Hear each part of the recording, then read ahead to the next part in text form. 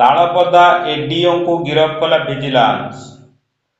ମନରେଗା ଯୋଜନାରେ ଜଣେ ହିତାଧାରୀଙ୍କୁ work code ଦେବା ପାଇଁ 2500 ଟଙ୍କା ଲାଞ୍ଚ ନେଉଥିବା ବେଳେ ମୟୂରଭଞ୍ଜ ଜିଲ୍ଲା ବଡ଼ସାହି ବ୍ଲକ ତାଳପଦା ପଞ୍ଚାୟତର ଆକାଉଣ୍ଟାଣ୍ଟ କମ୍ ଡାଟା ଏଣ୍ଟ୍ରି ଅପରେଟର ଏଡିଇଓ ହେମନ୍ତ କୁମାର ବେହେରାଙ୍କୁ ଭିଜିଲାନ୍ସ ଗିରଫ କରିଛି।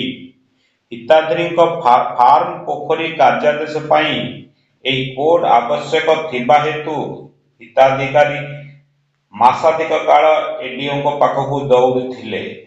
2500 ଟଙ୍କା ଦେବାକୁ ହିତାଧିକାରୀ ନିଜର ଅକ୍ଷମତା ପ୍ରକାଶ କରିଥିବା ବେଳେ ଏଡିଓ କିନ୍ତୁ ତାଙ୍କ ଜିଦ୍ରେ ଅଟଳ ଥିଲେ।